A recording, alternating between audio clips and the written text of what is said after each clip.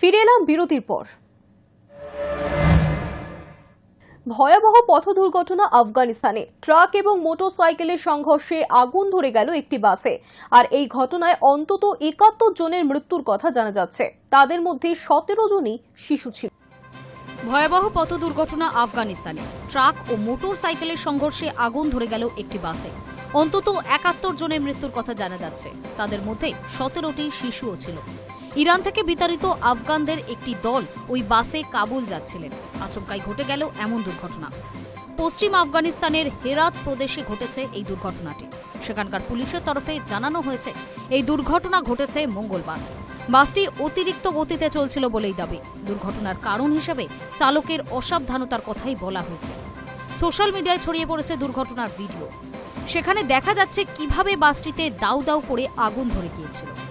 হেরাত প্রদেশের প্রশাসনের মুখপাত্র মোহাম্মদ ইউসুফ জাইদি জানাচ্ছেন, বাসে থাকা সমস্ত যাত্রী পরিযায়ী। তারা ইরান থেকে সীমান্ত পেরিয়ে কাবুলে যাচ্ছিল। ইসলাম কালা থেকে তারা বাসে উঠেছিলেন, কিন্তু গন্তব্যে পৌঁছানোর আগেই ঘটে গেল এই দুর্ঘটনাটি। ইরানের স্বরাষ্ট্রমন্ত্রী এসকান্দার মোমেনি সোমবার ঘোষণা করেছিলেন, সেই দেশে থাকা ৮ লক্ষ পরিযায়ীকে আগামী মাসের মধ্যেই ফেরত পাঠানো হবে, যাদের মধ্যে সংখ্যাগুরুই আফগানিস্তানি। High news network. যুদ্ধবিরতি নিয়ে মার্কিন প্রেসিডেন্ট ডোনাল্ড ট্রাম্পের সঙ্গে ইউক্রেনের প্রেসিডেন্ট ভলোদিমির জেলেনস্কির বৈঠক হয়েছে। আর সেই বৈঠকের পর রাজনৈতিক মহলে চর্চা শুরু হয়েছে, ইউক্রেনের মার্কিন সেনা পাঠাচ্ছেন ট্রাম্প, কিন্তু সেই জল্পনার অবসান ঘটালেন ট্রাম্প নিজেই। একসঙ্গে এমন তারকার সমাবেশ সাম্প্রতিককালে দেখেনি হোয়াইট হাউস। সৌজন্যে যুদ্ধবিরতি নিয়ে মার্কিন প্রেসিডেন্ট ডোনাল্ড ট্রাম্পের সঙ্গে ইউক্রেনের প্রেসিডেন্ট ভলোদিমির জেলেনস্কির বৈঠক। ওভাল হাউসে দ্বিপাক্ষিক আলোচনার পরে ইউরোপের বিভিন্ন রাষ্ট্রনেতার সঙ্গে বৈঠক করেন তারা। সেখানে ছিলেন ফ্রান্সের প্রেসিডেন্ট ইমানুয়েল ম্যাক্রো, ফিনল্যান্ডের প্রেসিডেন্ট আলেকজান্ডার স্টাব, ইতালির প্রধানমন্ত্রী জর্জিয়া মেলোনি, ব্রিটেনের প্রধানমন্ত্রী Keir Starmer, German chancellor Friedrich Merz, ইউরোপীয় কমিশনের সভাপতি উর্সুলা ভন ডের লেইন এবং নেটোর মহাসচিব মার্ক রুট। কিন্তু যুদ্ধবিরতির চাবিকাঠি যার হাতে, সেই রুশ প্রেসিডেন্ট ভ্লাদিমির পুতিন সোমবার ওভাল অফিসে ছিলেন না। গত ১৫ই আগস্ট আলাস্কার অ্যাঙ্করেজে মার্কিন সেনাঘাঁটি জয়েন্ট বেস এলমেনডর্ফ রিচার্ডসনে ট্রাম্পের সঙ্গে বৈঠক করে নিজের শর্তের কথা জানিয়ে মস্কো ফিরে গিয়েছেন। বস্তুত ক্রেমলিনের বাসিন্দার কোর্টেই যে এখন যুদ্ধবিরতির বল, সেই বার্তা দিয়েছেন ট্রাম্প স্বয়ং। জেলেনস্কির সঙ্গে বৈঠকের পর নিজের সমাজ মাধ্যম ট্রুথ সোশ্যালে ট্রাম্প লেখেন, বৈঠক শেষে আমি রুশ প্রেসিডেন্ট ভ্লাদিমির পুতিনের সঙ্গে ফোনে কথা বলেছি। পাশাপাশি জেলেনস্কি এবং পুতিনের মধ্যে একটি বৈঠকের প্রস্তাবও দিয়েছি। ইতিমধ্যে সেই বৈঠকে তোড়জোড় শুরু করা হচ্ছে। সেই বৈঠক হওয়ার পর আমরা একটি ত্রিপাক্ষিক বৈঠক করব। সেখানে ২ রাষ্ট্রপ্রধান থাকবেন এবং আমিও থাকব। সেই সঙ্গে ট্রাম্পের মন্তব্য, প্রায় ৪ বছর ধরে এই যুদ্ধ চলছে। রাশিয়া ইউক্রেনের সঙ্গে এই বৈঠক খুবই ভালো এবং গুরুত্বপূর্ণ পদক্ষেপ ছিল। মার্কিন ভাইস প্রেসিডেন্ট জেডি ভান্স, মার্কিন বিদেশ সচিব মার্কো রুবিও এবং আমেরিকার বিশেষ দূত স্টিভ উইটকফ রাশিয়া এবং ইউক্রেনের সঙ্গে নিয়মিত যোগাযোগ রাখছেন। আমি আবারও সকলকে ধন্যবাদ জানাই। তাৎপর্যপূর্ণভাবে জেলেনস্কির সঙ্গে বৈঠকের আগে ইউক্রেনের ২ আবদার খারিজ করেন ট্রাম্প। সোমবার সকাল ৬টা ৪৭ সমাজ মাধ্যমে একটি পোস্ট করেন মার্কিন প্রেসিডেন্ট। সেখানে তিনি জানিয়ে দেন, ২০১৪ সালে রাশিয়া অধিকৃত ইউক্রেনীয় ভূখণ্ড ক্রাইমিয়া আর ফেরত পাবে না ইউক্রেন।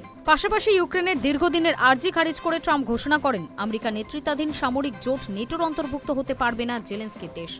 ঘটনাচক্রে পুতিন ওই জোড়া শর্তের কথা ১৫ই আগস্ট আলাস্কায় জানিয়েছিলেন ট্রাম্পকে। এই আবহে মঙ্গলবার ট্রাম্পের সঙ্গে বৈঠকে বসে জেলেনস্কি ইউক্রেনের নিরাপত্তার বিষয়টিতেই সর্বোচ্চ গুরুত্ব দিয়েছেন বলেই মার্কিন সংবাদ মাধ্যমের একাংশের দাবি। সোমবার জেলেনস্কির সঙ্গে বৈঠকের ঠিক আগে হোয়াইট হাউসে সাংবাদিকদের মুখোমুখি হয়ে ট্রাম্প বলেছেন, ইউরোপীয় দেশগুলির নিরাপত্তার স্বার্থে প্রয়োজনে যে কোনো সামরিক পদক্ষেপের নেতৃত্ব দিতে আমেরিকা প্রস্তুত। ট্রাম্পের এই মন্তব্য আদতে ইউক্রেনে মার্কিন সেনা মোতায়েনের ইঙ্গিত কিনা তা নিয়ে জল্পনা দানা বেঁধেছিল বৈঠক শুরুর আগেই। কিন্তু মঙ্গলবার মার্কিন সংবাদ মাধ্যম ফক্স নিউজকে ট্রাম্প জানিয়েছে, যুদ্ধ পরবর্তী ইউক্রেনের নিরাপত্তা নিশ্চিত করার জন্য সেই দেশে সেনা পাঠাবে না আমেরিকা। তিনি বলেন, ফ্রান্স, জার্মানি, ব্রিটেন সহ অন্যান্যরা ইউক্রেনে সেনা পাঠাতে চায়। আমি মনে করি না তাতে কোনো সমস্যা হতে পারে, তবে আমেরিকা সেনা পাঠাবে না ইউক্রেনে। ট্রাম্পের দাবি, ইউক্রেনের নিরাপত্তার জন্য ফার্স্ট লাইন অফ ডিফেন্স হিসেবে থাকবে ইউরোপীয় দেশগুলি, তবে আমেরিকাও তাদের সাহায্য করবে। তবে মার্কিন সেনা না পাঠালেও ইউক্রেনকে $৯,০০০ কোটি মার্কিন অস্ত্র বিক্রির বিষয়টি ওভাল অফিসের শান্তি বৈঠকেই চূড়ান্ত করে ফেলেছেন ট্রাম্প। জেলেনস্কি জানিয়েছেন, মার্কিন অস্ত্র কিনতে কিভকে অর্থ সাহায্য করবে ইউরোপের দেশগুলি। শীঘ্রই মুখোমুখি বসতে পারেন রুশ প্রেসিডেন্ট ভ্লাদিমির পুতিন এবং ইউক্রেনের প্রেসিডেন্ট ভলোদিমির জেলেনস্কি। তবে এই বৈঠকে কোনো আগাম শর্ত চাপানো যাবে না। সোমবার হোয়াইট হাউসে মার্কিন প্রেসিডেন্ট ডোনাল্ড ট্রাম্পের সঙ্গে বৈঠকের পরে তা স্পষ্ট করেছেন জেলেনস্কি নিজেই। সোমবার প্রথমে জেলেনস্কির সঙ্গে একান্ত বৈঠক সারেন ট্রাম্প, পরে ইউরোপীয় নেতারাও যোগ দেন বৈঠকে। দ্বিতীয় বৈঠকটি চলাকালীনই তা মাঝপথে থামিয়ে পুতিনকে ফোন করেন ট্রাম্প। সংবাদ মাধ্যম CNN সূত্রের খবর, একটি ত্রিপাক্ষিক বৈঠকের জন্য পুতিনকে প্রস্তাব দেন ট্রাম্প। High news network. চীনের বিদেশমন্ত্রী ওয়াং ই বর্তমানে ভারত সফর করছেন। দুদিনের সফরে নয়াদিল্লি এসেছেন তিনি। আর এরই মধ্যে মঙ্গলবার চীনের বিদেশ মন্ত্রক বিবৃতি দিয়ে দাবি করেছে, সোমবার বেজিংয়ে ওয়াং ইর সঙ্গে বৈঠক ভারতের বিদেশমন্ত্রী এস জয়শঙ্কর। বলেছেন, ভারত সর্বদা এক চীনা নীতিতে বিশ্বাসী। তাইওয়ানকে নয়াদিল্লি চীনের অংশ বলে মনে করে ভারত।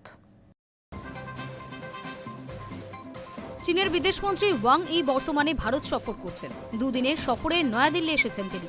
এরই মধ্যে মঙ্গলবার চীনের বিদেশ মন্ত্রক বিবৃতি দিয়ে দাবি করল, সোমবার বেজিংয়ে ওয়াং ইর সঙ্গে বৈঠকে ভারতের বিদেশমন্ত্রী এস জয়শঙ্কর বলেছেন, ভারত সর্বদা এক চীনী নীতিতে বিশ্বাসী। তাইওয়ানকে নয়াদিল্লি চীনের অংশ বলে মনে করে। বেজিংয়ে সোমবার জয়শঙ্করের সঙ্গে বৈঠক শেষে চীনের বিদেশমন্ত্রী মঙ্গলবার সকালে নয়াদিল্লি এসেছেন। মঙ্গলবার তিনি বৈঠক করেছেন জাতীয় নিরাপত্তা উপদেষ্টা অজিত ডোভালের সঙ্গে। তাইওয়ান নিয়ে ভারতকে জড়িয়ে বেজিংয়ের দাবি সম্পর্কে নয়াদিল্লির বিদেশ মন্ত্রকের আধিকারিকেরা এখনও কোনো মন্তব্য করেনি। জয়শঙ্কর তাইওয়ানকে চীনের অংশ বলে মেনে নিয়ে থাকলে 17 বছর পর ভারত অবস্থান বদল করল বলা চলে। এতে তাইওয়ানের পাশাপাশি মার্কিন যুক্তরাষ্ট্র এবং ইউরোপীয় ইউনিয়নভুক্ত দেশগুলি ভারতের ওপর চটবে বলে কূটনৈতিক মহল মনে করছে। তাইওয়ানের বক্তব্য, তারা একটি স্বাধীন সার্বভৌম দেশ। 2008-এর আগে পর্যন্ত বেজিংয়ের এক চীন নীতি নিয়ে কোনো আপত্তি ছিল না ভারতের। তাইওয়ানকে চীনের অংশ বলে মানত ভারত। ওই বছর পরিস্থিতির আমূল পরিবর্তন ঘটে। চীন জম্মু কাশ্মীর, লাদাখ ও অরুণাচল প্রদেশের বাসিন্দাদের স্টেপল ভিসা দেওয়ার সিদ্ধান্ত নিলে স্টেপল ভিসা দেওয়া হয় বিতর্কিত এলাকার বাসিন্দাদের। চীনের সিদ্ধান্তের অর্থ দাঁড়ায়, তারা জম্মু কাশ্মীর, লাদাখ এবং অরুণাচলকে ভারতের অংশ বলে মনে করে না। সেই থেকে ভারতও তাইওয়ানকে চীনের অংশ বলে মানতে অস্বীকার করে। সেই অবস্থানের বদল ঘটে 2018 সালে। ওই বছর এয়ার ইন্ডিয়া তাদের তাইওয়ান ফ্লাইটের রুটের নাম বদল করে চাইনিজ তাইপেই রাখে। কূটনৈতিক মহলের একাংশের মতে, জয়শঙ্কর তাইওয়ানকে চীনের অংশ বলে মেনে নিয়ে থাকলে তা নতুন কোনো সিদ্ধান্ত বলা যাবে না। তবে অবশ্যই আগের অবস্থানে ফিরে যাওয়ার ইঙ্গিত। এক চীন হল 1949-এ যাত্রা শুরু করা People's Republic of China. Taiwan সেই চীনের অংশ ছিল। সেই চীনের সঙ্গেই 75 বছর আগে ভারতের কূটনৈতিক সম্পর্ক স্থাপিত হয়, যে কারণে তাইওয়ান এবং ভারত একে অপরের দেশে কোনো দূতাবাস স্থাপন করেনি। High news network. নজর রাখবো আজকের ওয়েদার আপডেটে। ফের বাংলায় নিম্নচাপের প্রভাব, যদিও বাংলার উপর এই নিম্নচাপ সরাসরি প্রভাব ফেলতে পারবে না। নিম্নচাপের প্রভাবে জেলায় জেলায় ঝড় বৃষ্টির সম্ভাবনা রয়েছে। তাপমাত্রা খানিকটা বাড়তেই ফের নিম্নচাপের প্রভাব। আবহাওয়া দপ্তর জানাচ্ছে, বঙ্গোপসাগরে তৈরি হওয়া নিম্নচাপ শক্তি বাড়িয়ে গভীর নিম্নচাপে পরিণত হয়েছে আগেই। যদিও বাংলার উপর এই নিম্নচাপ সরাসরি প্রভাব ফেলতে পারবে না। আবহাওয়া দপ্তর বলছে, নিম্নচাপের পরোক্ষ প্রভাবে দক্ষিণবঙ্গে টানা বৃষ্টি চলবে। বুধবার কেমন থাকছে আবহাওয়া? আবহাওয়া দপ্তর সূত্রে খবর, নিম্নচাপের প্রভাবে জেলায় জেলায় ঝড় বৃষ্টির সম্ভাবনা রয়েছে। বৃষ্টি হবে কলকাতা, হাওড়া, হুগলি, উত্তর 24 পরগনা, দক্ষিণ 24 পরগনা, 2 মেদিনীপুর, ঝাড়গ্রাম এবং বাঁকুড়ায়। বৃষ্টির পাশাপাশি ঘন্টায় 30 থেকে 40 কিলোমিটার গতিবেগে দমকা ঝোড়ো বাতাস বয়ে যাবে এইসব জেলার উপর দিয়ে। ইতিমধ্যে সতর্কতা জারি করেছে আবহাওয়া দপ্তর। বৃহস্পতিবার থেকে বৃষ্টির দাপট আরও বাড়বে। ভারী বৃষ্টির সম্ভাবনা দক্ষিণ 24 পরগনায়। সতর্কতা জারি করেছে আবহাওয়া দপ্তর। এছাড়া দক্ষিণবঙ্গের অধিকাংশ জেলায় ঝড় বৃষ্টি চলবে টানা। আগামী সপ্তাহ পর্যন্ত চলবে এই দুর্যোগ। এই সময় বৃষ্টির জেরে ভ্যাপসা গরমও কিছুটা কমতে পারে। এরপর শুক্রবার বিক্ষিপ্তভাবে বজ্রবিদ্যুৎ সহ ভারী বৃষ্টির পূর্বাভাস রয়েছে দক্ষিণবঙ্গে। শুক্রবার ভারী বর্ষণ হতে পারে 24 পরগনা, পূর্ব মেদিনীপুর, পূর্ব বর্ধমান, মুর্শিদাবাদ এবং নদিয়ায়। সোমবার পর্যন্ত টানা বৃষ্টি চলবে কলকাতা সহ দক্ষিণবঙ্গে। মঙ্গলবার থেকে আবহাওয়ার উন্নতি হবে ধীরে ধীরে। অন্যদিকে উত্তরবঙ্গেও বৃষ্টি চলবে একটানা। বুধবার জলপাইগুড়িতে বিক্ষিপ্ত ভারী বৃষ্টির পূর্বাভাস। বৃহস্পতিবার কালিম্পং ও আলিপুরদুয়ারে ভারী বৃষ্টি হতে পারে। এরপর শনিবার জলপাইগুড়ি এবং আলিপুরদুয়ারে ভারী বৃষ্টির সতর্কতা জারি করা হয়েছে। এছাড়া এই সময় বিক্ষিপ্তভাবে বজ্রবিদ্যুৎ সহ বৃষ্টি চলবে উত্তরের প্রায় সব জেলাতেই। মূলত ওপরের 5 জেলাতে অধিক বৃষ্টির সম্ভাবনা। High news network. News today এখনকার মতো এই পর্যন্তই। দেখতে থাকুন হাই নিউজ, নির্ভীক নিরপেক্ষ।